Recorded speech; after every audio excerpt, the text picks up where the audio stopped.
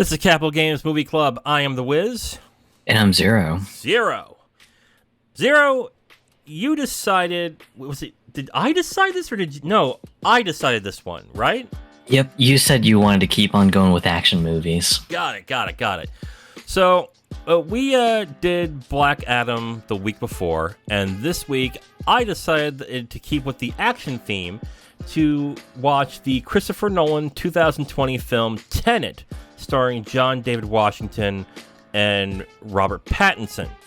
I'm wondering, I want you to go over, you're familiar with Christopher Nolan, correct? I mean, you said so in the last podcast. Am I right on that? Yeah, I've seen Inception, and then, of course, the Dark Knight trilogy that he was behind as well. Christopher Nolan is a director that is getting a lot of prominence. He's not only making a lot of money in his movies, which makes studios want to work with him, but they also are movies that are getting a lot of awards and a lot of acclaim. So even the movie nerds like me like him, which is kind of rare.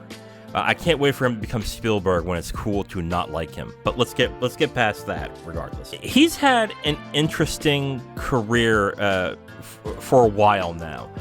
I got familiar with Christopher Nolan in 1999 in his in his independent film Memento. Do you know what Memento is about? Yes, that one I haven't seen in a while, so I may need a little bit of a refresher. Okay. Basically, he rose to prominence in this film. It's about a guy with anterograde amnesia, which is a guy who can't hold memories for more than 5 minutes. And the film is centered around him and him trying to find out who his wife's killer is. It is a great movie. I've seen it multiple times. It is a fascinating movie to watch. And if I were to give a top 3 of my favorite Christopher Nolan films, it would be Inception's 1, Memento's 2, and then The Prestige is 3. The Prestige is one that people seem to be mixed on, but I love that film for a number of reasons. He is a definite director where when he does a film, people begin to notice and want to watch it as soon as it gets out. Why we haven't gotten to watch Tenet until recently, I can't really answer that. But I'm glad we're watching this too, because this was a blind spot, and I did want to watch it whenever I get the chance before I went to go see Oppenheimer, which is coming out this year. So let us. What are your thoughts on Christopher Nolan's films? Anything that sticks out that? Memento was fantastic, but I love the meme culture that spawned off of it, especially with the whole Polaroid photo with the writing on the bottom, "Don't believe his lies." I can't tell you how many times I've seen it used to hilarious effect in meme culture. Yeah. I think one of the best ones I saw was it had the Civilization portrait picture of Gandhi. And right under it said, "Don't believe his lies." I was like, "Oh my god, that's right!" Because Gandhi has a gag in Civilization where he builds nukes and he tries to start nuking everyone. No, funny. Oh man, that is funny. Yeah, I like those memes too. Memento was not only one of the first independent films I saw in theaters. It was also one of the first films that did a special edition that I actually of a DVD that I really loved. When Memento came out with its special edition, what they did was they not only had the film remastered, they then re-edited the film in the correct order. It was interesting. It was one of those special editions that I really liked, and I wish more people would do. But let's get past Memento. We'll barrel past it. And we're going to talk about Tenet, the 2020 action sci-fi film. I got to tell you, Zero, if there's something that makes Christopher Nolan hard as fuck, it's time. It has to be. He must get a boner every time he wakes up in the morning and the alarm clock goes off. He must. Because this is now what? The fourth film he's done centered around time? Like, we have Tenet, we have Memento, we have The Prestige, we have Inception. You could debate whether The Prestige is about time. Yeah, and Inception is more about psychology and how the brain works. So not really time, but there is an aspect to it. is. Go ahead. Yeah, there is a concept that time moves faster in certain stages of the dream world, but I mean, that's a kind of a tenuous link at best. Oh god, Interstellar does the same thing. Oh my god. Yeah, like this guy must love time.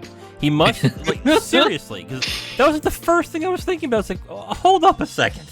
Another movie about time? Wait a minute. Not to get into spoiler territory already, but the main conceit of the film is that basically things happen in reverse in certain aspects of the movie, in weird ways. God, that really gets into spoiler territory, doesn't it? Yes, it does. Okay, so let me back the truck up here. Okay, so basically, Tenet is about this character called the protagonist, which, oh god, oh, okay, I'm gonna get through this. So the guy's name is Protagonist, played by John David Washington. Basically, he's involved in this secret world of sorts that is based in the real world, but is kind of like a parallel to the real world, I guess, is how this is getting confusing already. Holy shit. If you haven't noticed by this point, it is a confusing film at times. It is deliberately confusing throughout the entire film, but let me ask you this question, Zero. Did you feel like you had to watch the film again in order to get what was going on, or did you get the gist of it once you stopped the movie? Fictional concepts of time fascinate me, so thankfully I didn't have to watch it a second time around. Once it got to the midpoint of the movie, that was when all the concepts started clicking into place. I was like, oh, okay, I get how this all works now. So right. It wasn't too bad for me. Right. A lot of people were reportedly confused by the movie, in some aspects, a lot of people were frustrated with the movie as well because of it, because they want a lot of film goers, especially ones that, when they're advertised as from the people who made Inception and the Dark Knight trilogy, they're expecting a certain thing, and when they watched this movie, they were kind of puzzled by it and were very confused as to what's going on in this. So I expected, not to derivatively call them normies, but normie movie goers who like action and like a plot to be essentially digestible. We're going to have a really hard time with this film. I did enjoy the aspects of where the film goes, because even though it was confusing it was pretty confusing in the first half, when you start to see what happens towards the end, it really clicked for me what they did. And it's not like I loved it, but I did enjoy it.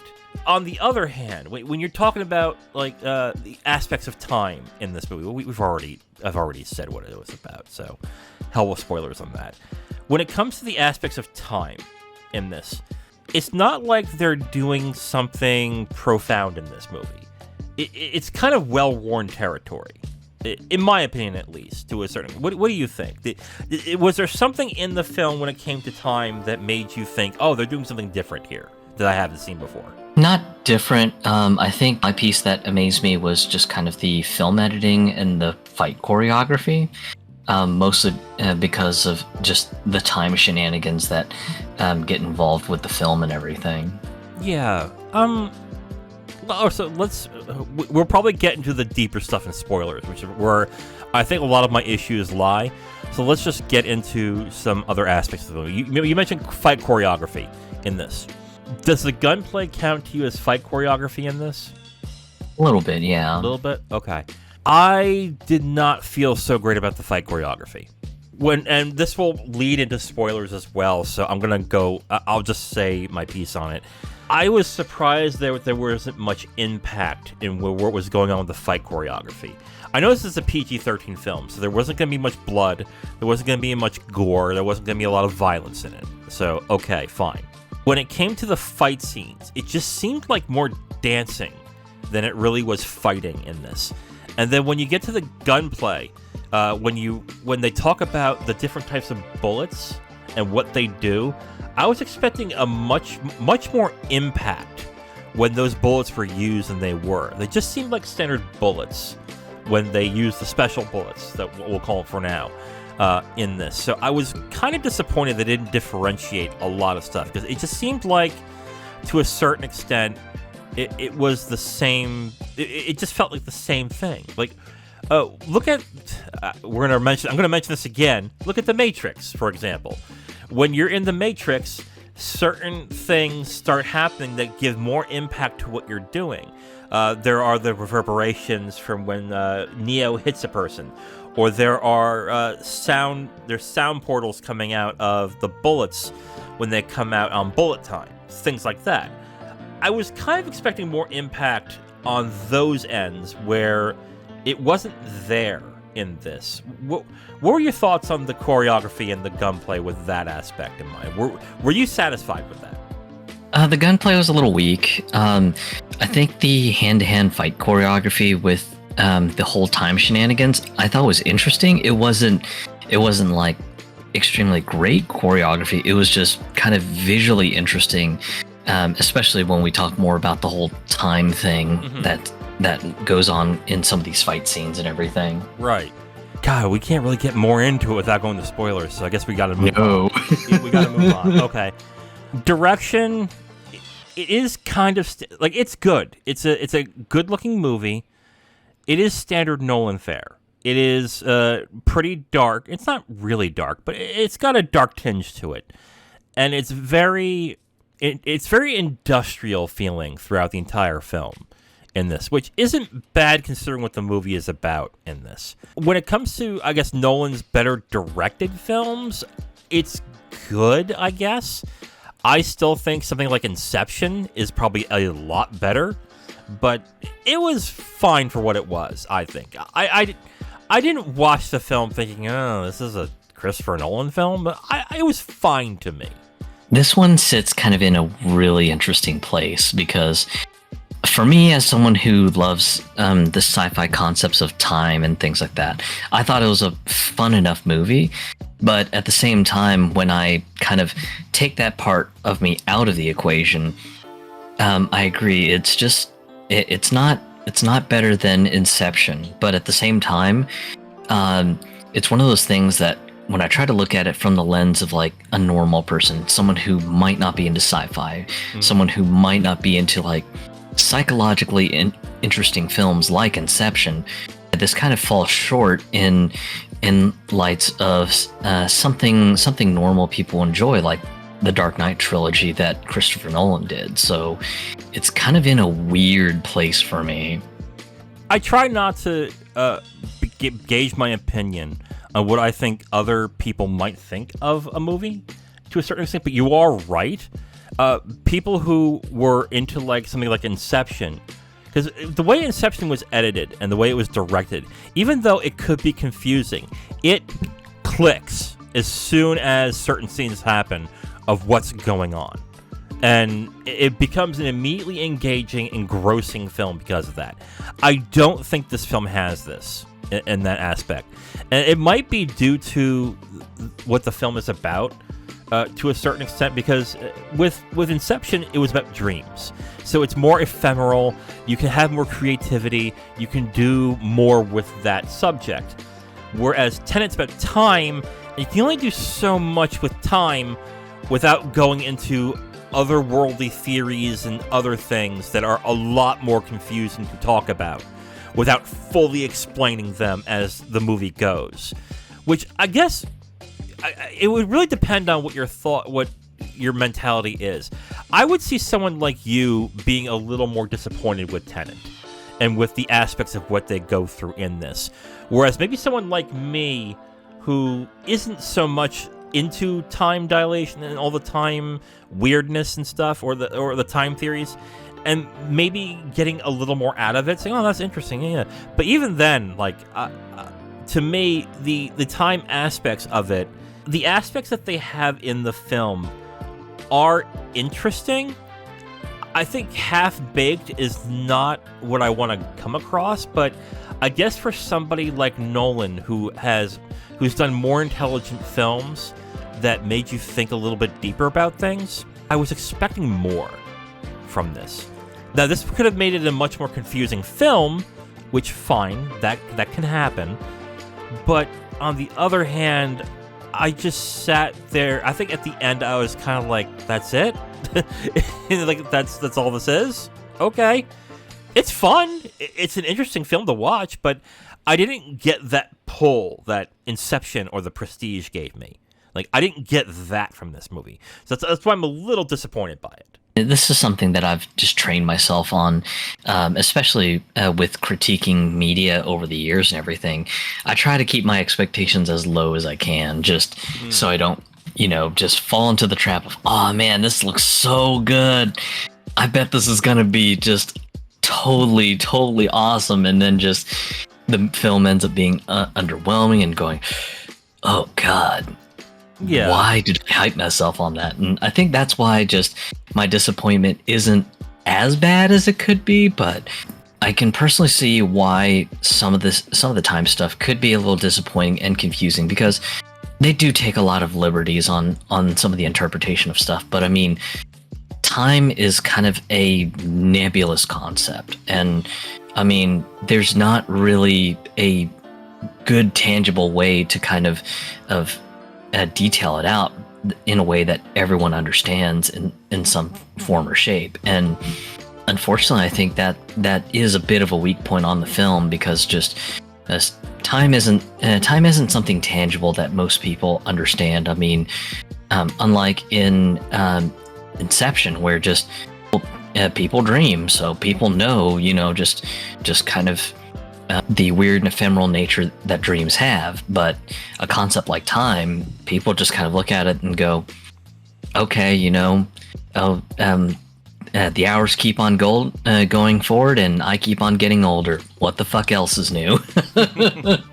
See, your issue is not just the execution, but just that with how nebulous time is to a certain extent, it kind of treats it as something much more tangible. Is that where part of the disappointment lies? A little bit. I think it's just more just I can see kind of like the pain points of just as trying to put time into a tangible concept.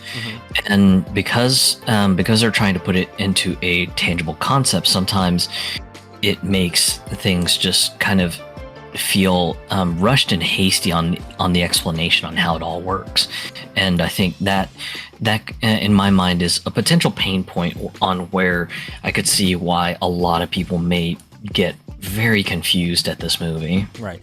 And the problem with time travel stories and time travel movies is that everybody has a theory at some point as to what time and time travel will be at this point. At this point, when they digest certain media or certain theories about it. I remember Looper. I don't know if you remember this movie. It was with Bruce Willis and Joseph Gordon-Levitt. It was directed by Rian Johnson, and it was about time travel to a certain extent. And people had issues with that movie as well, with how they portrayed time travel. But the thing that I think a lot of people just forget about with time travel is that it's all theory at this point. So we don't really know. So what I get annoyed by with time travel movies is that with most time travel movies, you need to have a rule set as to what in this movie they consider is the right and wrongs of time travel. Some movies, when they deal with time travel, cheat on their own rules.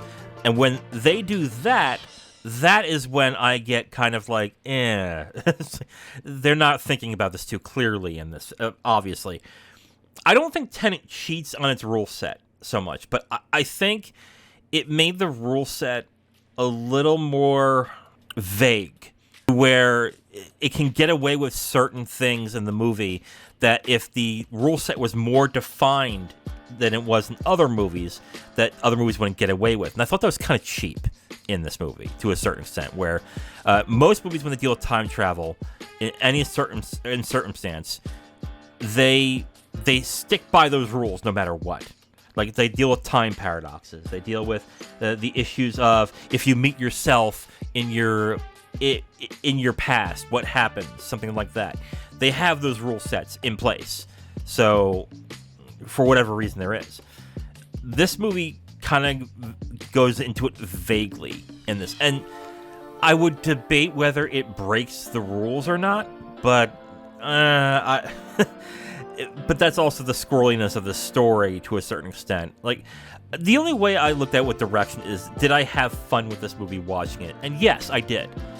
But I think that's also kind of the disappointment. I wanted more out of it, and Tenet just didn't give me that more that I wanted with a sci-fi film like this, especially from a director like this. I think really I kind of agree with you, just especially when I kind of heard the premise of Tenet was based on time, and I was just like, I really enjoyed the hell out of Inception, just really curious to see how this ends up playing out and everything.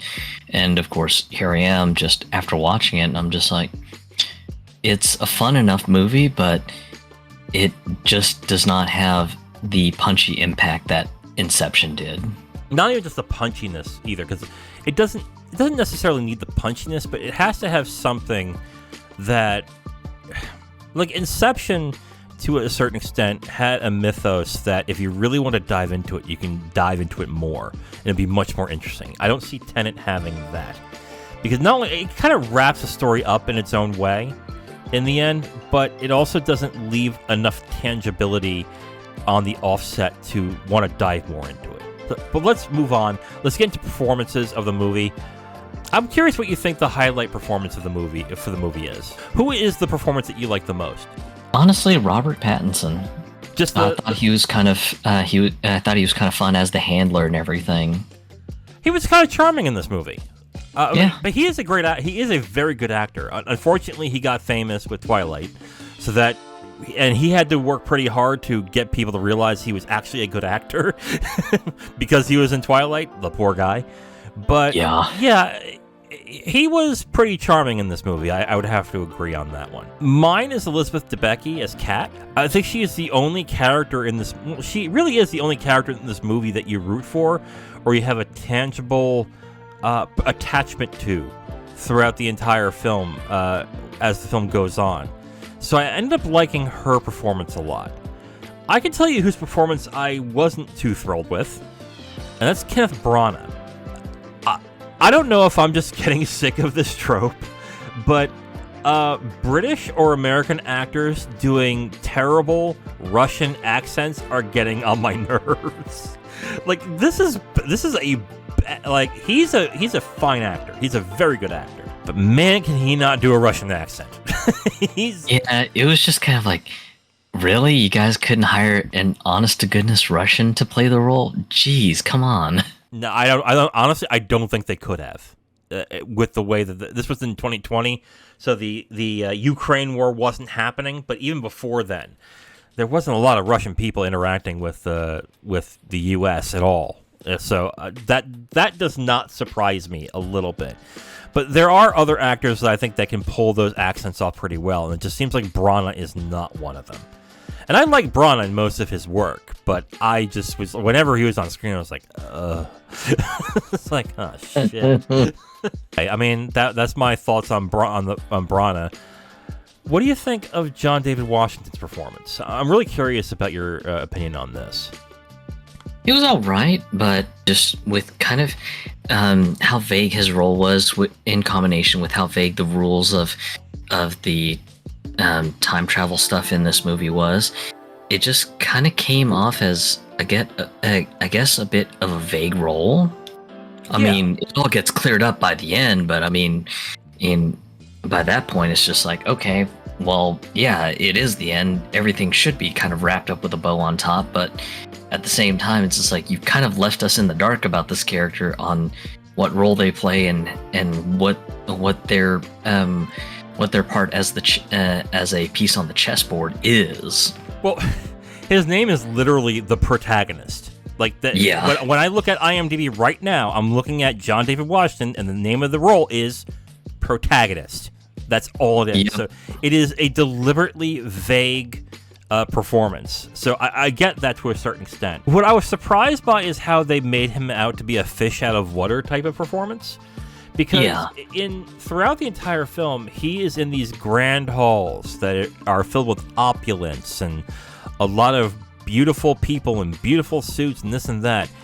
And he, in a place where he is filled to the brim everywhere of opulent, very sophisticated people. He acts very not very. I'll clarify that. He doesn't. It's not that he acts unsophisticated, but he is very direct and to the point in everything that he does. And for the performance itself, it's fine. When it comes to the overall world around him, I was very surprised that he got in to where he was, bearing in mind that he looked so out of place in all aspects of the world itself. It was more about the character and just how, not gruff, but like direct. He was dealing with a lot of people that, again, are very opulent, that like to self-aggrandize, that like to overinflate their egos and their importance. And when you deal with a lot of people like that, and you are more direct and to the point, they tend to not like those type of people. I guess that's another thing with the character that I didn't really get, and I think that kind of it unfortunately hampers Washington's performance in an unfair way, because he does the job, but I think the story had that issue where I had to believe that he was charming and smooth enough to get into these types of circles, and at no point did I believe it at all in this. But again, maybe we can get the spoilers as to why that fits in a certain way, but in this aspect, I didn't buy that part. They really kind of play up the whole fish out of water thing a lot. I know one of the scenes that it's very apparent, and how they almost kind of bludgeon you straight in the face with it, is when he meets Michael Caine's character, Sir Michael Crosby, and just Sir Michael Crosby's just going through all the details of, oh well, if you're meeting Kat, this very refined art dealer who basically works at an auction house, your Brooks Brothers clothes, they're not going to cut it, man, and maybe polish up on your manners, on just how to play the game and everything, right.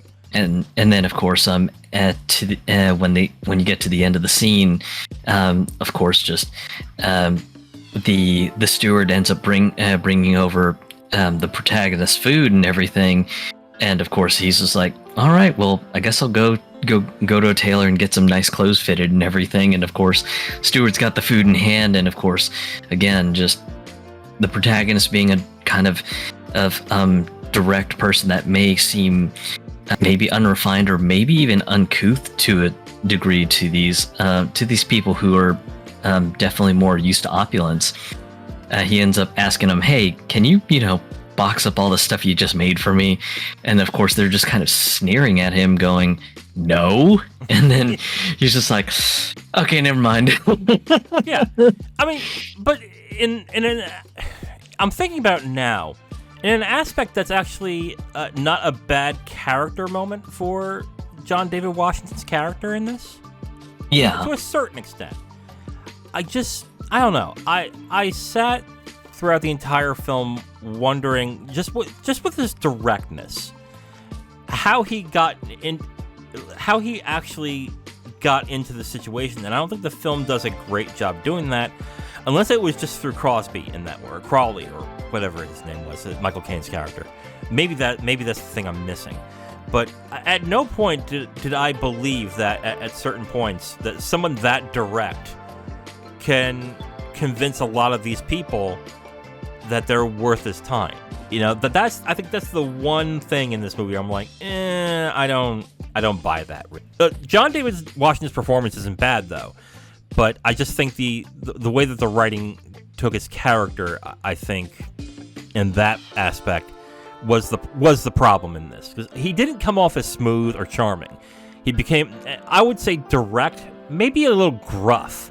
But then I think I liked that character that way. It's just that the movie did not connect as to how this type of character was able to get these type of sophisticants, or I would call them snobs to a certain extent, how he's got these snobs to want to even bother with him at this point. So that's like the only issue that I saw throughout the film with in regards to his character in that. Okay, so we're going to get into spoilers for Tenet. If you haven't seen the movie, you can stop here and come back after you've watched. We're going to get into spoilers for Tenet in 5, 4, 3, 2, 1.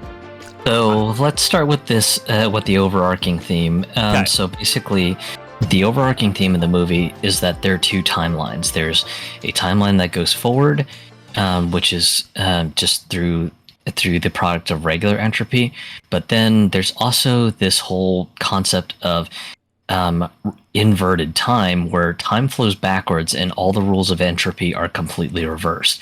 So what is hot is now cold, what is cold is now hot, etc., etc., etc. And I mean, the game tries to illustrate this concept in the beginning, when the protagonist goes to the Tenet organization's office in like this big facility, and she's got like this chunk of wall, and of course she's just like, okay, well, pick up the gun and aim it at the wall, and just try to shoot the wall. And then of course in this instance, just instead of just the bullet going out of the gun, you've got the bullet going back into the gun. And it's just like, okay, neat. So this is where we're starting. Right.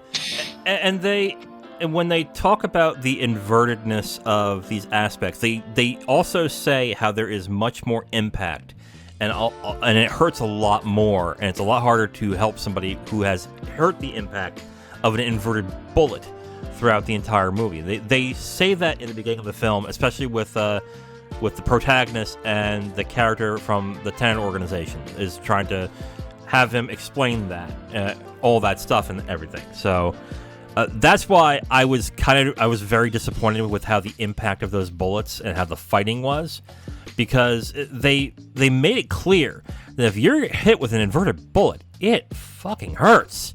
Like, it is supposed to be debilitating. And not only did they not show how debilitating it is, but when a certain character gets hit with one, it's like it didn't hurt her that bad at all, to a certain extent. Like, I guess at one point in the film, one of the characters gets hit with an inverted bullet in a not great place that could cause a lot of harm. But they explain that away, that they're able to help her, even though in the beginning of the film they said that it's really hard and almost impossible to do so. That's where I was, the rule set is where, when I mentioned the rule set, is where I think Tenet falls apart a little on this, because they established that getting hit with an inverted bullet hurts so much more and is much more deadly, and that they have that scene where it could be that it's potentially deadly, and they kind of wish it away a little bit. Do you know what I'm talking about? Yeah. And it was one of those things that also kind of tripped me out too. I was just like, okay, well, you've, for the most part, been really good with adhering to the defined rules for this movie, and one of the big rules that you mentioned is just being hit with something like inverted bullets is intensely painful, and then yet you and even to a point that they even mentioned, hey, just anyone who's usually hit by these is usually probably a goner at this point, because just the damage is so severe, and because these bullets are also potentially radioactive too. So just there was this whole lead up, and then of course you've got Kat who gets shot by one towards the latter half of the movie, and it's just like okay, yeah, I get that it sucked, but all of a sudden you're breaking the rules, going, but it's all good, we can save her, we just have to go through the turnstile and go through the inverted timeline, and everything will be fine. Yeah, and on top of that, not only is she fine, but she's able to do one of the key things in the movie to get the plot rolling. She's not only made it, but she's then a principal a character in the whole heist that happens at the end of the movie, which is like, wait a minute. And they also show it like at the end of the movie too, where she reveals to the villain that, and I guess we're at spoilers, might as well say it. The villain is the one who shot Kat, and the villain is Kat's husband in the movie, so which is Andrea. When she reveals that she's the version of Kat that he shot in the stomach, it's like, okay, like, shouldn't she be dead by now? But she's fine. She's perfectly fine. And she dives into the ocean, and like, it was like one of those things where I'm like, oh, okay, I thought these were a big deal when you got hit. And here is this woman who is breaking the rule that is established in this as well. So yeah, that aspect I was like really about. Let's get into the action set pieces. So there are 3 key scenes in the movie. And what they do in these scenes is they not only, you get to watch these key scenes in the forward time, but then as the movie goes along, you revisit those scenes in backwards time in certain aspects. The scene with the plane is, I think, the one that I think is a good example of that, where you watch the initial scene where they're trying to get into that hangar, and then when they go back to it, it's actually them who is trying to get back in there in another scene. And it turns out, the big spoiler is that the protagonist is fighting himself in past time at a certain point, which is neat and all, but it was kind of like, it wasn't more like, oh, this is so thought-provoking. It was like, isn't this cool, huh? Isn't it? Huh? Like, that. It didn't seem very thoughtful to me.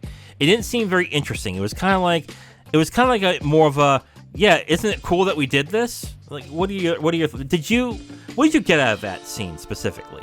So on the first go around, when we're looking at it in forwards time, some of the editing and cinematography was visually interesting, mostly because like you see movements that normally would not be something normal in like just a forward moving action scene. Like you see kind of like the inversion of a backflip and stuff like that.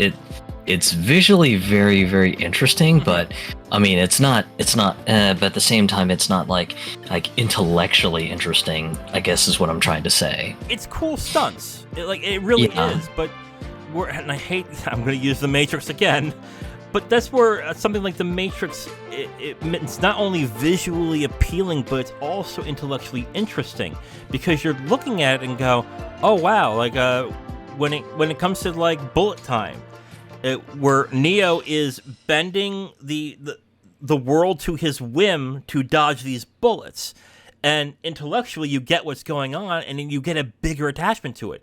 Whereas Tenet, it's just like, okay, he's doing flippy dippy flips, and he's doing crawling on his back backwards and stuff, because it's all in reverse.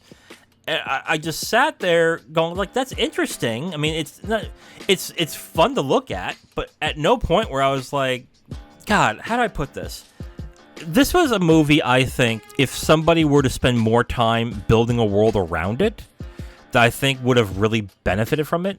Maybe, I hate using this excuse, maybe if this was more of a TV series, or a series of films, or something that would have a much more defined, not only rule set, but a lore book, where you can have a backstory and everything around it to make the world itself more interesting.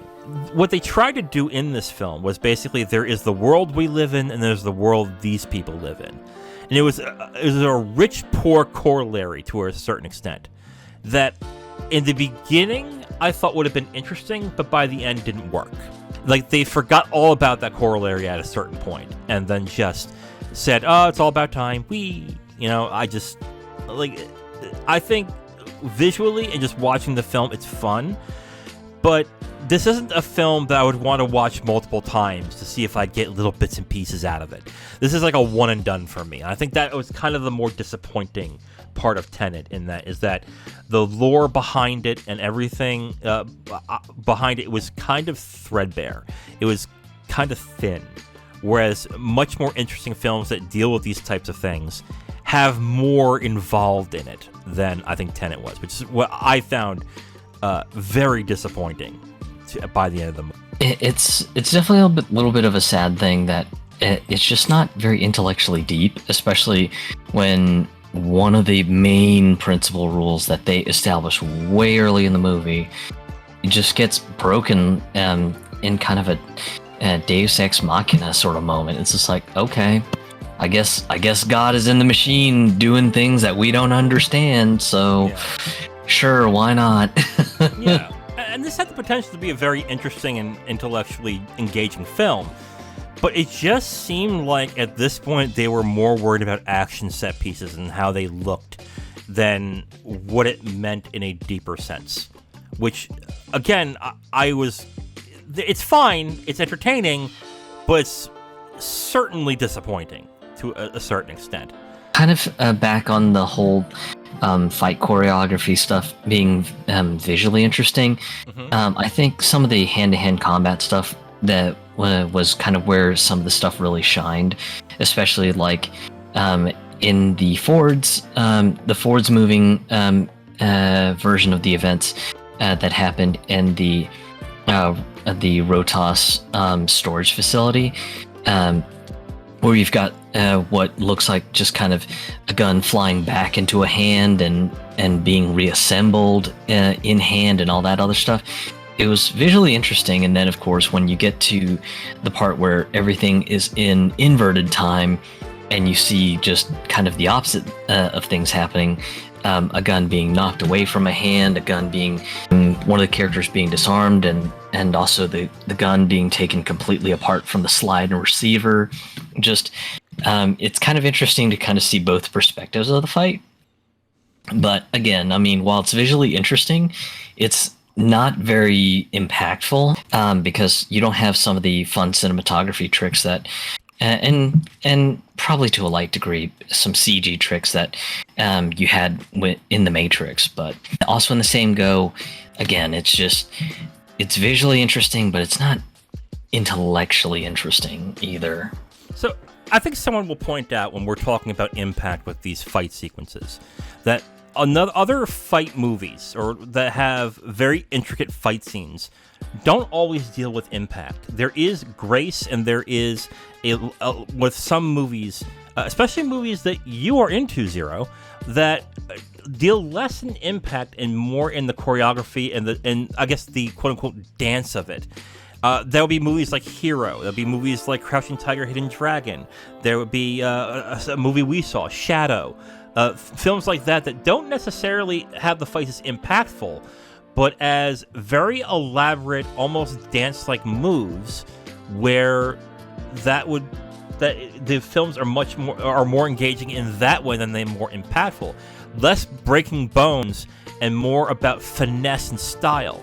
And I know people are going to point this out, and I'm going to answer that right now, and by basically saying that if that were the case, if Tenet was supposed to be more of a finesse fighting movie than that, I think these stunts would be a little more elaborate than they were, and they wouldn't place an emphasis on the fact that if you get hurt by an inverted bullet or hurt by somebody who's inverted, it hurts more.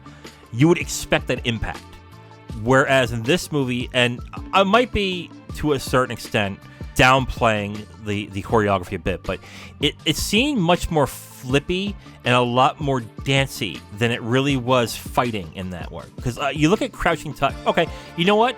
I'll even go down further. Let's look at Shang-Chi. Okay, let's look at Shang-Chi, a movie from the Marvel universe that deals with much more finesse fighting.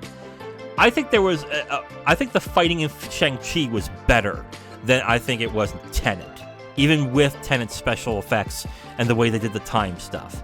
Because the fights were a lot more, not just impactful, but were much more exciting.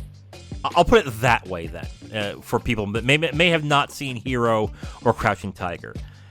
What do you think it is? Do you think it was more of a finesse film or an impact film, or is it a mix of the two that they didn't get right? What is your thought? Didn't get things right. I mean, again, kind of like you mentioned, just being hit by someone on the inverted timeline is, in theory, supposed to be much more impactful. you don't really have that in some of these fight scenes. And again, just kind of some of the visually neat things.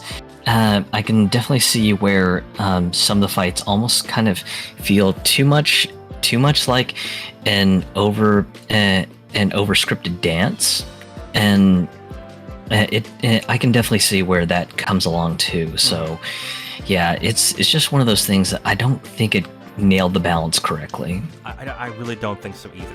I think the gunplay without the impact was pretty decent. I think the beginning scene in the opera was I think that might have been the best sequence of the movie, to be completely honest. I think the opera scene was probably the best one.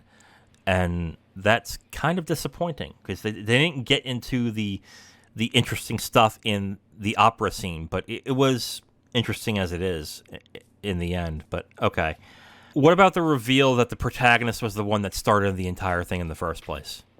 I thought that was kind of cheap, to be completely honest. I was gonna say I'd be inclined to agree. Yeah, the whole thing of basically what happens at the end is, first off, there's no grand reveal as to who, because they always ask in the movie, who does Neil work for in this movie, and Neil is very cagey to say so.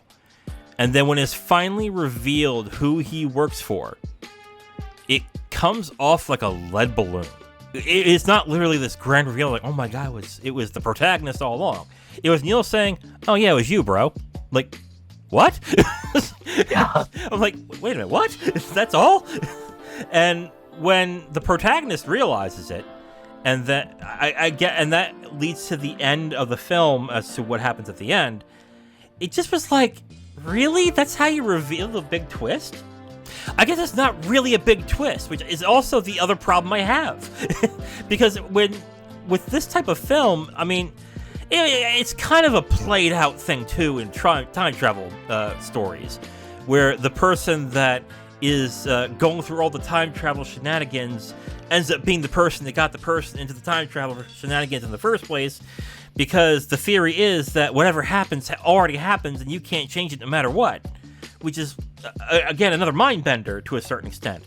But it is also incredibly played out to a certain extent with time travel movies. Yeah, it's just kind of a, wow, that's kind of anticlimactic. Great.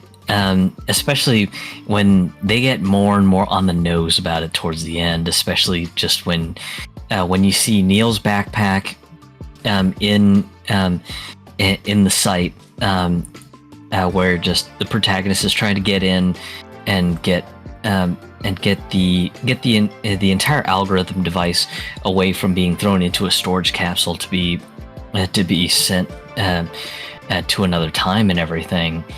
And of course, then just when the protagonist goes, yeah, tell me who you are and everything, and of course Neil puts on the backpack, and what do you see? You see the red string charm on his backpack, like the one on the dead guy, out in the nuclear site, and then that's when you get kind of the reveal, just hard dropped on your nose again. It's just like, yeah, man, just you're the guy who started this whole thing.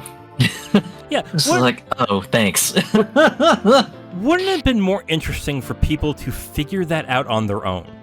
But then that would require the lore and the background behind it to be much more in depth than it really is. On top of that, I think that just expands on what I think is probably the more disappointing thing about the movie, is that the backbone behind it, where I think this should have been a whole other world or a whole other thing that is much more interesting, that has much more depth to it, just isn't there in this, which makes the film a lot more disappointing in this. Like, I would have rather, honestly, heard someone's theory on this than the movie to then point out, oh, guess what? I'm like, okay.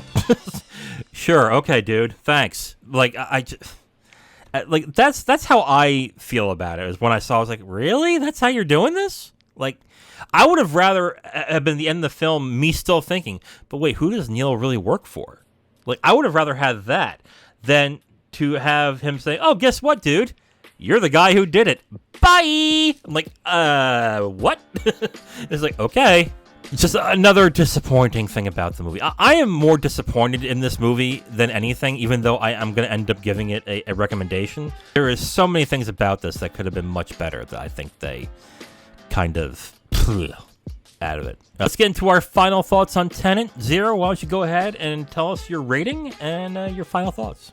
Probably say it sits at a solid 7.5 out of 10. Again, just it's not going to be a very intellectual movie like Inception, but it's also going to be one that will be complex to follow for people who just aren't sci-fi fans, which would likely have this film overshadowed by something like the Dark Knight trilogy for folks who are kind of into just mainstream cinema and stuff like that. So it's not a bad movie, but it's not a great movie either. I agree. I would give it a 3 out of 5 stars. I guess it'd be 6 out of 10 on the scale you're using. I think it was fun. It was interesting to watch. I enjoyed my time watching it. But there are aspects of this film that are disappointing.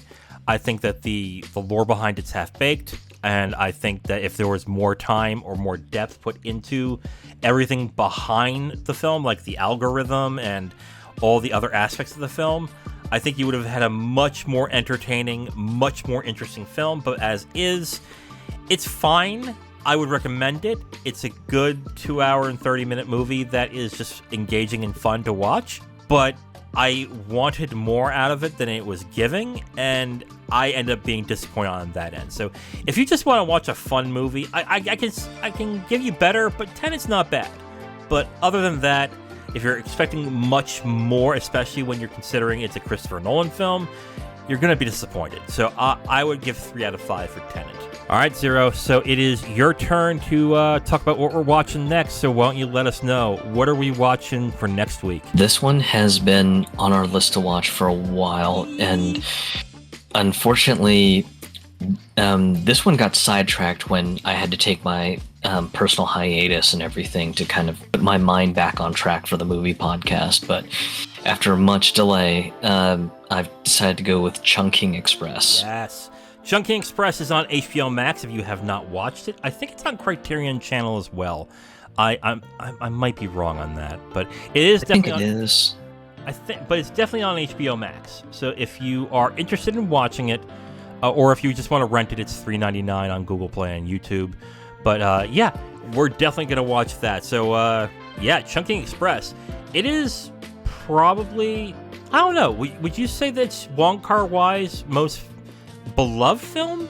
Or is it In the Mood for Love? I think In the Mood for Love is the more revered film, but Chungking Express is very, very close. I know right behind it. I remember Chungking Express, the way it got released in theaters was because Quentin Tarantino loved it so much that he actually helped get it here. Like, I remember that. Like, Tarantino, in order for it to get released, Tarantino had to do a line of DVDs called Quentin Tarantino Presents, and Chungking Express was one of them. And that's how it got into the U.S. market, essentially. I remember that part. But so yeah, Chungking Express, I can't wait. I've been wanting to watch this for a long time. So yeah, next week we're going to be watching and reviewing Chungking Express by Wong Kar-wai, the 1994 film, starring another Tony Leung film. Nice. Starring Tony Leung and Bridget Lin. This is Capital Games Movie Club. I am The Wiz. I'm Zero. And we'll talk to you next time. Bye.